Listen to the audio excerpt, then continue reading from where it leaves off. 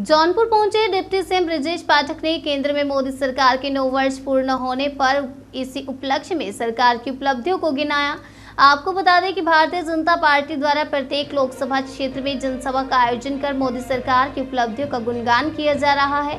इसी क्रम में जौनपुर के टीडी कॉलेज में रैली आयोजित की गई। कार्यक्रम के मुख्य अतिथि प्रदेश सरकार के मुख्यमंत्री ब्रजेश पाठक ने जनसभा को संबोधित करने के बाद मीडिया से बातचीत करते हुए कहा कि मोदी सरकार की सेवा, सुशासन और गरीब कल्याण के 9 वर्ष पूरे होने पर जाति धर्म से ऊपर उठकर लोग रैली में आए हैं।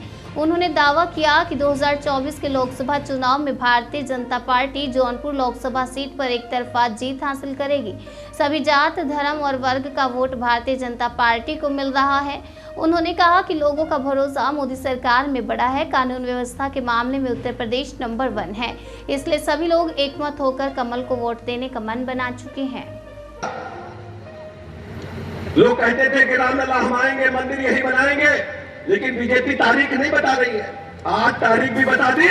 2024 के जनवरी के मध्य भाग में प्रभु राम का भव्य मंदिर माननीय प्रधानमंत्री जी के हाथों देश के प्रदेश के लिए खोल दिया जाएगा। नारा 370 समाप्त हो चुकी है। माननीय गृह मंत्री अमित शाह जी ने जब सदन में घोषणा की तो कश्मीरी अलगाववादी नेता कहने लगे कि खून की नदियां बह जाएंगी। लेकिन मैं आभार प्रकट करता हूं माननीय मोदी जी का, माननीय अमित शाह जी का, कि मच्छर के बराबर भी खून नहीं गिरा। देश से 370 पूरी तरह से निष्प्रभावी हो गई। हमारे पूर्वज, हमारे अग्रज, जिनकी कल हम धूमधाम के साथ जयंती मनाएंगे। श्यामा प्रसाद मुखर्जी जी ने कहा था कि इस देश में 2 विधान 2 निशान नहीं चलेंगे। आज देश में भारत माता का झंडा जैसे जौनपुर में लहरा रहा है तिरंगा, वैसे कश्मीर की सभी सरकारी भवनों पर तिरंगा लहराने का काम कर रहा है। यह है ताकत बदलता हुआ भारत। इसलिए मैंने जौनपुर के मित्रों आपके बीच में कहने के लिए आया। 2024 में जब लोकसभा का चुनाव हो, भारतीय जनता पार्टी के कमल को एक तरफा वोट मिलना चाहिए, क्योंकि समाजवादी पार्टी के कुकृत्यों से जनता ऊब चुकी है। समाजवादी पार्टी के भ्रष्टाचार कदाचार से जनता ऊब चुकी है। मैं अपने यादव समाज के लोगों से कहना चाहता हूं, जब जब सपा सत्ता में आती है तब तक एक परिवार से 18 एमपी, एमएलए, ब्लॉक प्रमुख, जिला पंचायत अध्यक्ष होते हैं। यादव बिरादरी का दूसरे परिवार का नंबर नहीं आता है। आपको सोचना होगा और भारत माता के लिए झंडा उठाकर कमल का सबसे आगे चलना होगा। इसलिए मित्रों मैं कहने के लिए आया। इस बार तो स्थानीय निकाय चुनाव में अद्भुत निर्णय हुआ। समाज के जीत करके स्थानीय निकाय क्षेत्रों से आए हैं। माननीय प्रधानमंत्री जी ने जो नारा दिया था, सबका साथ, सबका विकास, सबका विश्वास, सबका प्रयास, आज धरातल पर फलीभूत हो रहा है। इसलिए मेरे मित्रों मैं आपसे कहने के लिए आया हूं कि जौनपुर लोकसभा सीट पर कमल का झंडा लेकर के हम सबको चलना है। कमल का बटन दबाना है और सभी विपक्षी दलों की जमानत जब्त कराते हुए कमल को आसमान की बुलंदियों की ओर पहुंचाना है।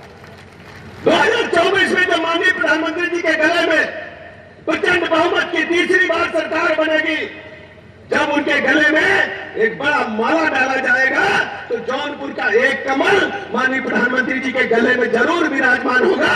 यह भरोसा मैं लेने के लिए आपके बीच में आया। मैं बहुत अधिक समय न लेते हुए आप सबका हृदय से आभार प्रकट करता हूं।